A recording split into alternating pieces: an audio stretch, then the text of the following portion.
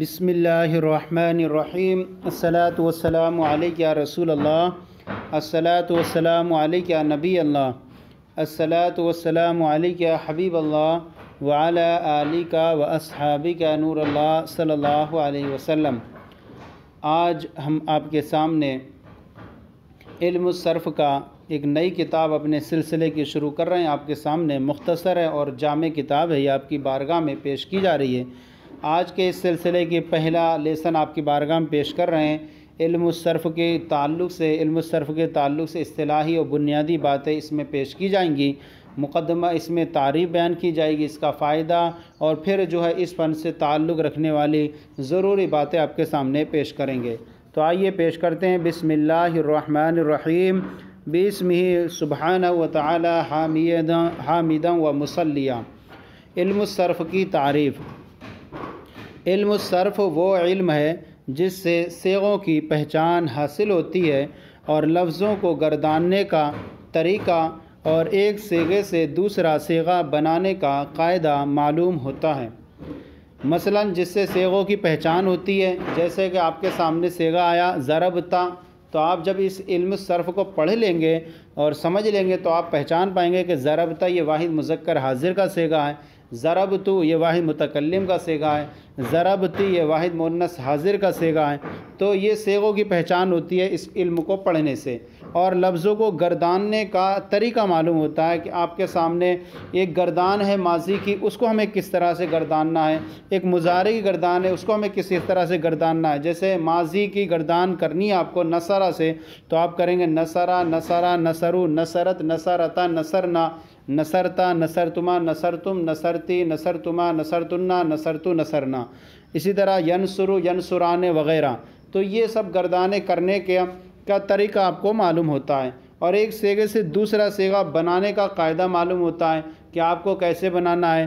ماضی ہے تو اس کا ماضی کا واحد غائب کا صیغے سے تثنیہ کا صیغہ کیسے بنانا ہے کہ آخر میں الف جوڑ دینا ہے، فعالہ سے فعالہ، پھر واو بڑھا دینا ہے تو فعالو جمع کا صیغہ بن جائے گا۔ اسی طرح ماضی سے مضارع بنانا ہے تو علامت مضارع کو لے آنا ہے اور فا کلمے کو ساکن کر دینا ہے، وغیرہ وغیرہ۔ یہ سارے طریقے اس میں بیان کیے جاتے ہیں کہ ایک صیغے سے دوسرا صیغہ بنانے کا طریقہ معلوم ہوتا ہے۔ پھر اس کے بعد یہاں پر فائدہ بیان فرماتے ہیں، اس علم کے سیکھنے کا فائدہ کیا ہے۔ فائدہ، اس علم کا فائدہ یہ ہے کہ الفاظ کو صحیح طور پر پڑھنا آ جاتا ہے۔ جب تک یہ علم الصرف نہیں پڑھیں گے صحیح طور پر تو اس علم کو الفاظ کو صحیح طور پر نہیں پڑھ پائیں گے، اور صحیح طور پر جب نہیں پڑھ پائیں گے تو آپ ترجمہ لگانے میں مسٹیک ہوں گی، اور پھر جو ہے معنی مفہوم بھی اس کا چینج ہو جائے گا۔ مثلاً مان لیجئے، جیسے ایک مثال ہے، صراط الذین انعمت علیہم، راستہ ان لوگوں کا چلا جن پر تو نے انعام فرمایا۔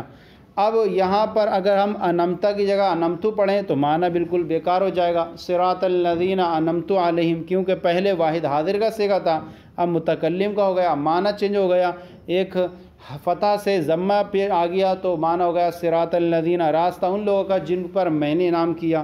تو یہ اس علم کا فائدہ ہے کہ الفاظ کو صحیح طور پر پڑھنا آ جاتا ہے۔ اب یہاں سے کچھ اصطلاحات آپ کے سامنے اس علم کی بیان کر رہے ہیں۔ آپ کے سامنے اصطلاحات، ضمہ پیش کو کہتے ہیں، ضمہ پیش کو کہتے ہیں، اور ضمہ جو ہے ایک پیش بھی ہو سکتا ہے اور دو پیش بھی ہو سکتے ہیں۔ جیسے آپ مثال کے طور پر آپ کہیں جاء رجل، تو یہ رجل جو ہے اس پر جو لاسٹ میں ہے یہ ضمہ بھی کہیں گے حالت رفع میں ضمہ کے ساتھ جیسے کہیں، اور ایک پیش بھی ہو جیسے جاء الرجل، تو یہاں پر بھی لام پر جو پیش ہے یہ بھی ضمہ کہلائے گا، تو ضمہ پیش کو کہتے ہیں۔ اور اس کے بعد ہے فتح، فتح زبر کو کہتے ہیں، چاہے وہ ایک زبر ہو چاہے وہ دو زبر ہوں۔ جیسے آپ سے کہا جائے رأیت رجلاً، تو یہاں رجلاً جو ہے اس پر فتح ہے، اور اس کو اسی طرح ہم کہیں رأیت الرجل، تو یہاں پر بھی فتح ہے، ایک زبر ہے تو یہ بھی فتح ہے، دو زبر ہیں تو یہ بھی فتح ہے۔ اور کسرہ زیر کو کہتے ہیں، جیسے مررت بے رجلن، تو بے رجلن پر دو زیر ہیں تو یہ کسرہ ہو کہلائے گا، اور بالرجل یہ ایک زیر ہے تو یہ بھی کیا ہے، کسرہ کہلائے گا۔ اس کے بعد فرماتے ہیں تنوین، تنوین کسے کہتے ہیں؟ تنوین دو زبر، دو زیر، دو پیش کو کہتے ہیں۔ جیسے جاء زیدن، زیدن کے آخر میں دال پر جو تنوین ہے دو پیش کی صورت میں ہے۔ اسی طرح زیدن، رأیتو زیدن، یہاں پر آخر میں دال زیدن کے آخر میں جو تنوین ہے یہ دو زبر کی صورت میں ہے۔ اسی طرح مررتو بے زیدن، یہاں پر زیدن کے آخر میں جو تنوین ہے یہ دو زیر کی صورت میں ہے، تو تنوین دو زبر دو زیر اور دو پیش کو کہتے ہیں۔ اس کے بعد ہے حرکت۔ حرکت زبر زیر پیش کا نام ہے، چاہے وہ زبر کی ہو، چاہے وہ حرکت زیر کی ہو، اور چاہے وہ حرکت پیش کی ہو۔ لہذا جیسے آپ کہیں کہ احمدو پر جو ہے یہ پیش ہے تو اب اس کو بھی ہم کہیں گے حرکت ہے۔ اسی طرح احمدہ یہاں پر جو ہے زبر ہے تو اس کو بھی ہم کہیں گے یہ حرکت ہے۔ اسی طرح احمدی بِأَحْمَدِكُمْ، یہاں دال پر جو ہے زیر ہے تو یہاں پر بھی ہم کہیں گے یہ حرکت ہے۔ تو حرکت جو ہے وہ زبر زیر اور پیش کو کہتے ہیں۔ اس کے بعد ہے سکون اور جزم۔ حرکت نہ ہونے کو سکون اور جزم کہتے ہیں۔ حرکت نہ ہونے کو سکون اور جزم کہتے ہیں، جیسے یضرب میں، لم یضرب میں با کے آخر میں جو ہے یہ سکون بھی ہے اور جزم بھی ہے۔ اس کے بعد ہے تشدید۔ تشدید ایک حرف کو دو بار، پہلے کو سکون اور دوسرے کو حرکت کے ساتھ پڑھنا تشدید کہتے ہیں، جیسے الضا۔ الضا میں دیکھیں پہلا والا دعات جو ہے یہ ساکن ہوگا اور دوسرا والا جو ہے وہ حرکت کے ساتھ پڑھا جائے گا، تو تشدید کہیں گے ایک حرف کو دو بار پڑھنا، پہلی مرتبہ ساکن کر کے اور دوسری پر حرکت کے ساتھ۔ تو یہاں الضا میں جو دعات پہ جو ہے یہ تشدید ہے۔ اب اس کے بعد فرماتے ہیں مضموم۔ مضموم کسے کہتے ہیں؟ مضموم وہ حرف ہے جس پر پیش ہو، یعنی جیسے ہم نے پڑھا رجلو آیا تو یہاں پر لام پر جو ہے یہ پیش ہے اس کے، تو اس لام کو جو پیش ہے اس کو تو ہم کہیں گے ضمہ بھی کہیں گے، اور ضمہ کہیں گے، اور خود یہ لام کیا بنے گا؟ یہ مضموم بن جائے گا، یعنی جس پر حرکت ہوگی ضمے کی وہ مضموم بنے گا، اور جو حرکت ہوگی وہ ضمہ اور پیش کہلائے گا۔ تو وہ حرف جس پر پیش ہو اس کو مضموم کہتے ہیں، جیسے رأیت الرجل میں لام پر جو ہے وہ ضمہ ہے، پیش ہے، اور خود لام یہ مضموم ہے۔ مفتوح اسے کہیں گے وہ حرف جس پر زبر ہو، جیسے رأیت الرجل۔ رأیت الرجل میں یہاں پر جو لام پر ہے یہ تو زبر ہے اور خود لام جو ہے وہ مفتوح ہے۔ رأیت الرجل میں خود حرف جو بنے گا، حرف تو مفتوح مضموم کہلائے گا، اور اس پر جو حرکت ہوگی اب وہ حرکت اگر ضمے کی ہوگی یا حرکت فتح کی ہوگی۔ اگر حرکت فتح کی ہے تو اسے فتح، اگر حرکت وہ ضمے کی ہے تو اس کو ضمہ، اور خود اس حرف کو ضمہ ہونے کی صورت مضموم، فتح ہونے کی صورت میں مفتوح کہیں گے۔ نمبر 3 میں ہے مکسور۔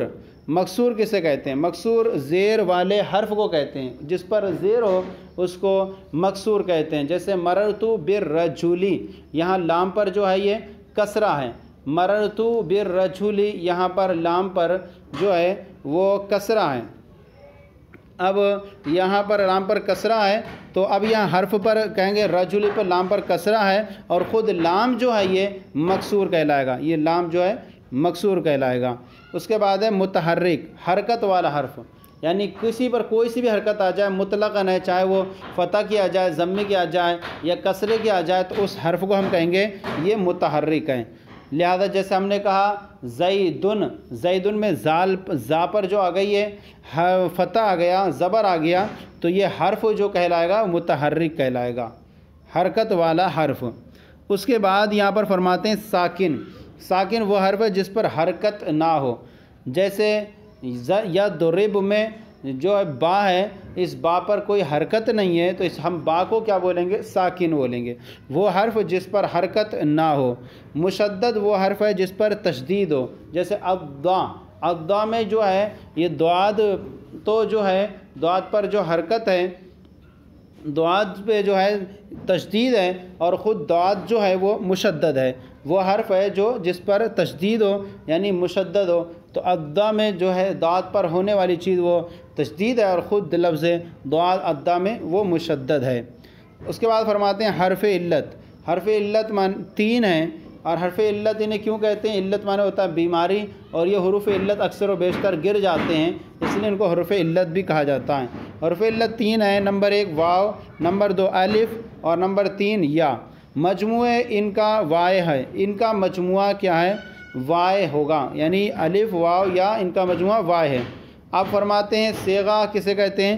صیغہ لفظ کو کہتے ہیں، اسم نام کو کہتے ہیں، اور فعل کام کو کہتے ہیں۔ صیغہ ما یتلفظ بہ الانسان، جس کا انسان تلفظ کرے اس کو ہم کہیں گے صیغہ۔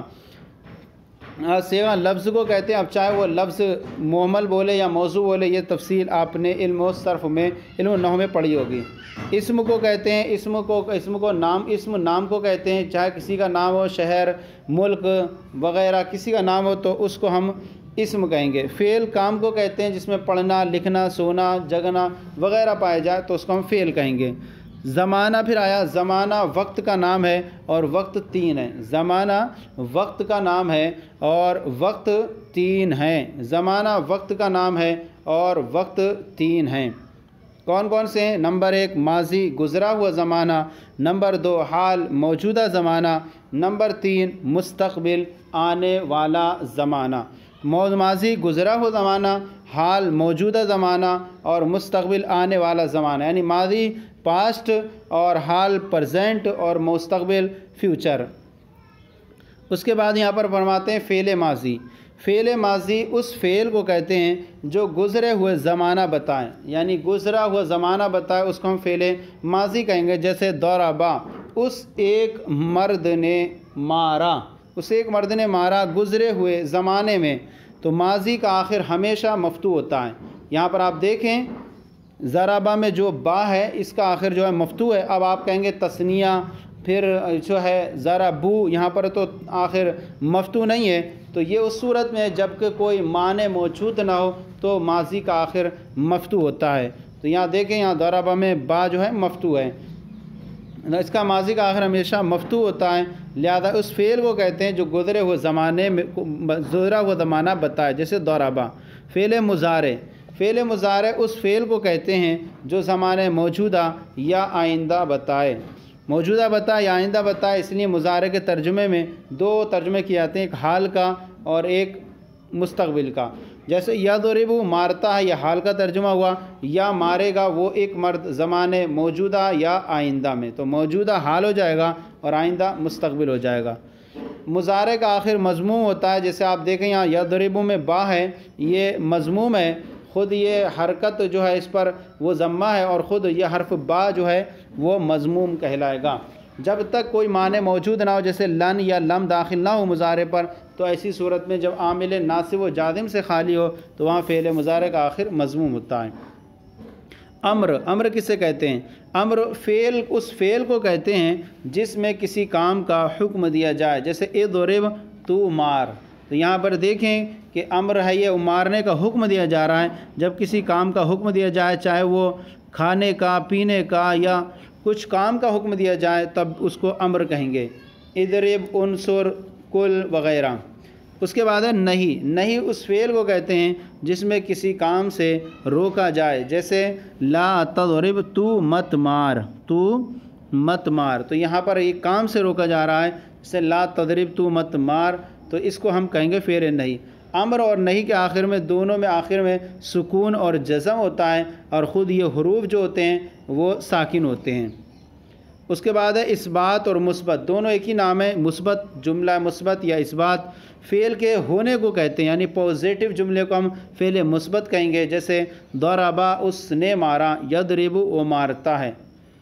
پھر اس کے بعد ہے نفی یا منفی، فعل منفی یعنی جسم نگیٹو، جس میں کسی کام کا اس فعل کو فعل کے نہ ہونے کو کہتے ہیں، فعل کے نہ ہونے کو کہتے ہیں، جیسے ما ضربا اس نے نہیں مارا، لا یضرب وہ نہیں مارتا ہے، وہ نہیں مارتا ہے۔ نفی منفی فعل کے نہ ہونے کو کہتے ہیں، جیسے ما ضربا اس نے نہیں مارا اور لا یضرب وہ نہیں مارتا ہے۔ فاعل کام کرنے والے کو کہتے ہیں، فاعل کام کرنے والے کو کہتے ہیں، فاعل کام کرنے والے کو کہتے ہیں، جیسے پڑھنے والا، لکھنے والا، سونے والا، جاگنے والا، تو جو کام کر رہا ہے اس کو ہم فاعل کہلائیں گے۔ مفعول، جس پر کام کیا جائے اس کو ہم مفعول کہتے ہیں۔ ایک شخص کی ضرب کسی پر لگے تو ضرب لگانے والا فاعل کہلائے گا، اور جس پر لگے گی وہ کیا مفعول کہلایا جائے گا، اور ضرب لفظ خود یہ جو ہے یہ فعل ہوگا۔ جس پر کام کیا جائے، جیسے ضربا زید عمرن، مارا زید نے عمر کو، اس میں ضربا فعل ہے زیدن فاعل ہے اور امرن اس کا مفعول ہے۔ اس کے بعد ہے فعل معروف۔ فعل معروف کسے کہتے ہیں؟ فعل معروف وہ فعل ہے جس کا کرنے والا معلوم ہو، جیسے ضرب زیدن، زید نے مارا، یعنی فعل معروف میں جو ہے وہ اس کا کرنے والا معلوم ہوتا ہے، اور فعل معروف جو ہے وہ فا کلمہ کے فتح سے شروع ہوتا ہے، تو وہ فعل ہے جس کا کرنے والا معلوم ہو، جیسے ضرب زیدن، زید نے مارا، تو یہاں ضرب کا جو کرنے والا زید ہے وہ یہاں معلوم ہے کہ مارنے والا جو ہے وہ زید ہے، اس میں مارنے والا معلوم ہے اور وہ زید ہے۔ فعل مجہول کسے کہتے ہیں؟ فعل مجہول وہ فعل ہے جس کا کرنے والا معلوم نہ ہو، جس کا کرنے والا معلوم نہ ہو، جیسے ضرب امرن، ضرب امرن، امر مارا گیا، یہاں پر اس میں یہ معلوم نہیں کہ مارنے والا کون ہے، یہ معلوم نہیں مارنے والا کون ہے، تو ایسی صورت میں فعل مجہول وہ فعل ہے جس کا کرنے والا معلوم نہ ہو، تو اس کا کرنے والا معلوم نہیں ہوتا، یہ پتہ ہوتا ہے مارا گیا، لیکن مارا کس نے ہے یہ معلوم نہیں ہوتا۔ فعل مجہول کا جو ہوتا ہے وہ نائب فاعل آتا ہے، اور فعل معروف کا جو ہے وہ فاعل آتا ہے۔ فعل مجہول کا نائب فاعل کہلاتا ہے اور فعل معروف کا فاعل کہلاتا ہے۔ اب فعل لازم، فعل لازم کسے کہتے ہیں؟ فعل لازم وہ فعل ہے جو فقط فاعل پر پورا ہو جائے، یعنی آگے نہ بڑھے، صرف فعل اور فاعل سے مل کر جملہ پورا ہو جائے، اس کو ہم فعل لازم کہتے ہیں۔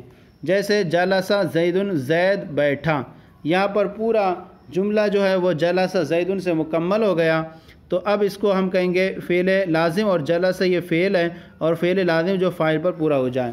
ذہب امرن، امر گیا، یہاں پر بھی ذہب جو ہے فعل لازم ہے اور فاعل جو لفظ فقط فاعل پر پورا ہو جا رہا ہے، جیسے ذہب امرن، امر گیا۔ فعل متعدی وہ فعل ہے جو فاعل اور مفعول دونوں پر پورا ہو۔ فعل متعدی وہ فعل ہے جو فاعل اور مفعول دونوں پر پورا ہو، جیسے ضرب زید عمرن، وہ فعل ہے جو فاعل اور مفعول دونوں پر پورا ہو، جیسے ضرب زید عمرن، زید نے امر کو مارا۔ یہاں دیکھیں ضرب یہ فعل ہے جو صرف فاعل زید پر پورا نہیں ہوا بلکہ امر کے ساتھ پورا ہو رہا ہے، تو اس کو کہیں گے ہم فعل متعدی، لہذا لفظ ضرب یہ فعل متعدی ہے۔ غائب کسے کہتے ہیں؟ غائب وہ ہے جو بات کرتے وقت موجود نہ ہو، یعنی جس ہم بات کر رہے ہیں تو وہ موجود نہ ہو، اس کو ہم کہیں گے غائب، یا جس سے بات نہ کی جا سکے، جس سے بات نہ کی جائے تو اس کو ہم غائب کہیں گے۔ اور حاضر وہ ہے جو اس سے بات کی جائے، سامنے ہے، تو اس کو ہم کہیں گے یہ حاضر ہے۔ متکلم جو ہے وہ بات کرنے والے کو کہتے ہیں، متکلم بات کرنے والے کو کہتے ہیں جو بات کر رہا ہے، جیسے میں بول رہا ہوں ابھی تو میں متکلم ہوں، اور حاضر جو جس سے بات کی جائے۔ اور اس کے بعد ہے واحد، کس کو کہتے ہیں؟ واحد ایک کو کہتے ہیں، تثنیہ دو کو کہتے ہیں، اور جمع جو ہے وہ دو سے زیادہ کو کہتے ہیں۔ واحد ایک کو، تثنیہ دو کو، اور جمع دو سے زیادہ کو کہتے ہیں، جیسے واحد ایک کو رجل اور تثنیہ رجلان اور جمع ہو رجال۔ حرف اصلی، اور حرف اصلی کسے کہتے ہیں؟ حرف اصلی اس کو کلمہ اس کو کہتے ہیں جو وزن کرنے میں فا یا عین یا عین، فا یا عین یا لام کی جگہ میں ہو۔ حرف اصلی اس کو کہتے ہیں جو وزن کرنے میں فا یا عین یا لام کی جگہ پر واقع ہو، تو اس کو حرف اصلی کہیں گے۔ بس جو حرف فا کی جگہ ہو اس کو فا کلمہ، اور جو عین کی جگہ ہو اس کو عین کلمہ، اور جو زا کی جگہ ہو اس کو لام، اور جو لام کی جگہ اس کو لام کلمہ کہتے ہیں۔ جیسے نصر فعل، تو یہاں پر دیکھیں نصر فعل کے وزن پر ہے، اس میں نون جو ہے وہ فا کلمہ، اور صاد جو ہے وہ عین کلمہ، اور را جو ہے وہ لام کلمہ ہے۔ تو اس طرح سے حرف اصلی جو ہے فاذن اور فا میں جو ہے فا یا عین لام کی جگہ میں اس کو ہم حرف اصلی کہیں گے۔ اس کے بعد حرف زائد، حرف زائد جو ہے اس کو کہتے ہیں جو فا عین لام میں سے کسی کی جگہ پر نہ ہو، جو فا عین لام میں سے کسی کی جگہ میں نہ ہو تو اس کو ہم کہیں گے حرف زائدہ۔ جیسے اجتنب افتعال کے وزن پر ہے، اس میں جیم جو ہے وہ نقصان، جیم ساکن فنا کی جگہ ہے، ساکن فنا کی جگہ ہے، اور نون جو ہے مفتوح عین کی جگہ ہے، نون جو ہے اجتنبا میں، اور نون مفتوح جو ہے وہ عین کی جگہ میں اور با مفتوح لام کی جگہ میں ہے۔ تو اس میں جو ہے کچھ حروف زائد ہوئے، جیسے مان لیجئے جنبا، یہ 3 حروف اس کے اندر اصلی ہوئے، اور باقی حمزہ اور تا یہ جو ہے وہ زائد ہوئے۔